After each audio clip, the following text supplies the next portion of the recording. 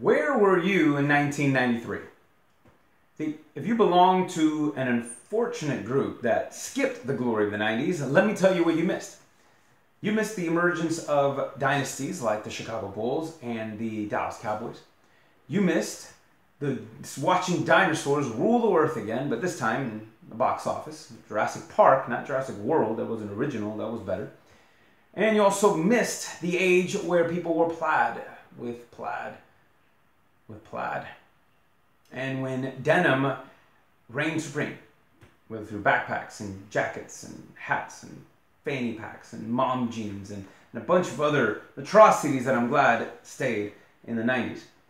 And also we saw the end of an era where our favorite high school seniors from Bayside graduated in the season finale of Saved by the Bell. But also in 1993, we came across Microsoft Encarta. Microsoft had hired a bunch of professionals and professors and a small army of experts and writers to verify content to create this encyclopedia that would fit on a CD-ROM.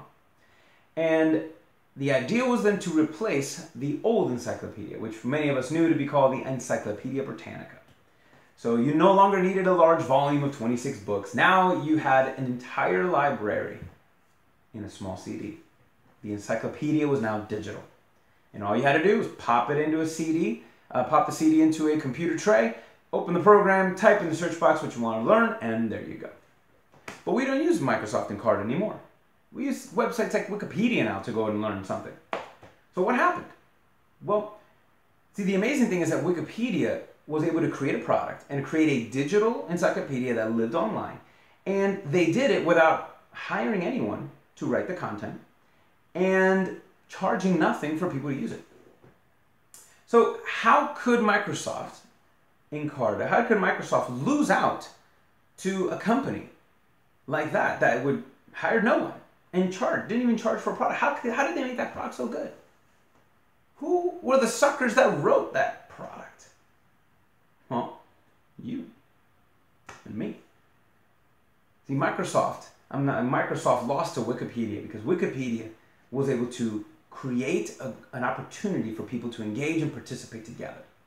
We were a collection of professionals and non-professionals, people with book smarts and street smarts, young and old, rich and poor, nationalities of all languages. And all of us worked together, and we created something that a multi-billion-dollar company couldn't compete with. And this volunteer-driven website shows the power that everybody working together can accomplish more than somebody working alone. And the church is just like that. I mean, we are a volunteer-driven organization. We're a collection of people from all walks of life that speak out and live out this mission. A mission that God has given us.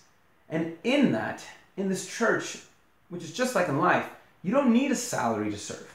You know, when we all play our part, and especially when we all play our part through God's guiding hand and principles, God makes more than a dent. He makes a difference in us and through us. You see, you have to understand that faith is meant to be active, not passive.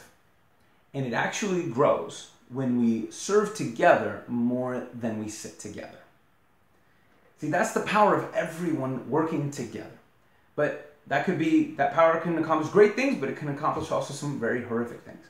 And we've seen that in history, where you got groups like the Nazis and racists and communists and socialists, anarchists, even corrupted Christians at some point, progressives and radical Islamists. They've all done harm. And some of them continue to do so. But they were able to do so because none of them was an individual that worked alone. They worked as a group, carrying out a mission, spreading a single message.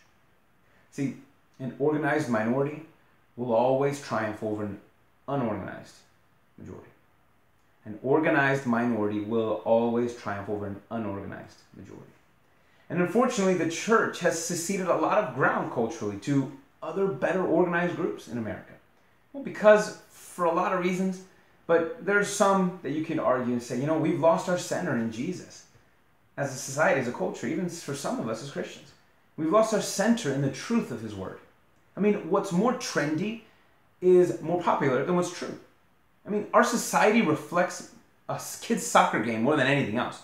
where we get really excited about one thing and we go after that, and then we get bored, and then we run off to go see what's next, mindlessly following a rolling ball that everyone is kicking around, having no awareness of our surroundings or even an understanding of the consequences of our own decisions. And so that's why it's important that we take a moment right now, because God is giving us a moment to say, hey, you guys want to keep on running around, okay, like a bunch of idiots, okay? You're just kind of running from one thing to the next. Or, if you choose, I have something better. Something better to pursue, something better to live. See, God is calling us now, not only to stand and say something in regards to what's going on in the world, but He's calling us to serve together and do something. See, everything matters to God, and it should start to matter to us. You know, what happens across the world should matter to us. You know, we should stand with Christians and not only that, but Muslims and women, children, even the homosexuals are being raped and murdered and sold in slavery at the hands of ISIS. You know, and we should also seek ways to serve those people even from where we are. You know, we should stand with Israel and serve her by encouraging our leaders to stand with our ally and not, you know, make buddy-buddy with people that dream of her demise and our own. See, what matters across the world should matter to us, but also what happens and what happens across the street should matter to us as well. You know, we should be there to help our neighbor, our family, our friends. You know, we should be able to stand for injustice and hardships together, giving hands up, not hands out. That's not really helping anyone. You know, we should choose to stand for life, especially for the unborn baby, because they have a God-given right to life as well, and their choice is being removed, and no man has the right to revoke that right. In fact, really, the pro-choice movement has kind of been revealed for what it really is over these last few weeks. It seems like the most important choice that matters most is the choices that the genocide facilities like Planned Parenthood want to retain the ability to choose how much to charge for all these dead baby body parts. See, we should stand against things like that, but we should also serve those mothers and fathers that feel like there's no hope, that feel like they're afraid of just, there's no way, how would they provide, what kind of life can they offer? We should be there to serve those people. And we should also stand for everyone's right to speak their mind, even the ones that don't agree with us. Because when you fight for the right of someone that doesn't agree with you, you are also fighting for your own right to speak regardless if people agree with you. And when people can speak their mind freely, they're able then to make up their mind. See, all of this matters because all lives matter. All lives should matter to us because all lives matter to God, and especially the ones that God doesn't matter to them. See, it's for those individuals that we choose to challenge the status quo of what an individual can be and achieve with a relationship with God through Jesus Christ. And because of Christ, we not only think differently, but we live differently. We are the ultimate example and the ultimate model of diversity and unity. Young and old, rich and poor, powerful and weak, from every race and language, serving together by loving others. Not only the insider, but loving the outsider. See, we believe that life is meant to be lived fully and not just something to be endured or put up with. You know, we believe that we have the greatest cause, the most important message, and the most glorious mission that the world has ever seen, which is to say that God still loves us and wants us back. That Jesus is the hope of the world, and the church is the extension and the expression of that reality. And that's why we choose as a church to communicate our commitment to fulfill the Great Commandment and the Great Commission in this way. To guide others, to love God personally, and to know Jesus intimately, and to serve others intentionally so that they can restore their relationships and live life to the fullest. See, as a church and as your pastor, I would like to say that we will never relent in the promotion of that message and of the gospel of Jesus, because we believe it is the true solution to all of society's frustrations. And though the chips might seem stacked against us, we see that in God the odds are in our favor. See, we choose character over comfort.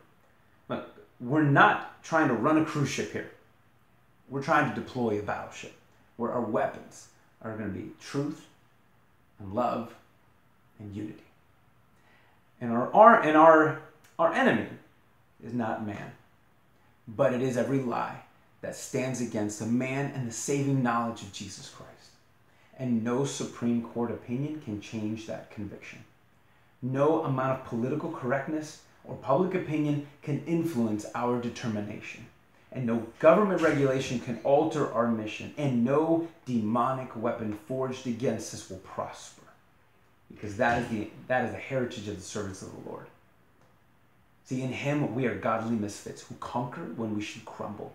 We rebound when we're knocked down. And we overcome even when we're overwhelmed. See, our times are calling for a defining moment. They are calling for an all-out charge and not a retreat. The good news of Jesus Christ is too good to keep to ourselves.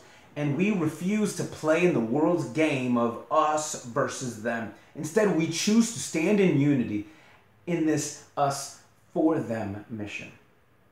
And as long as we fulfill our duty to activate our faith and make sure we serve together more than we sit together, we believe that God will bring about his desired results.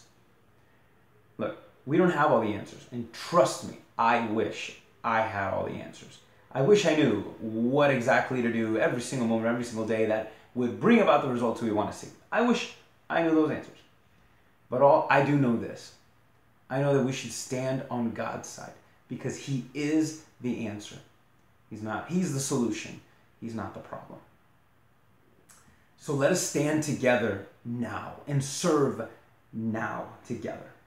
The time for sitting on the sidelines is over because lives are on the line.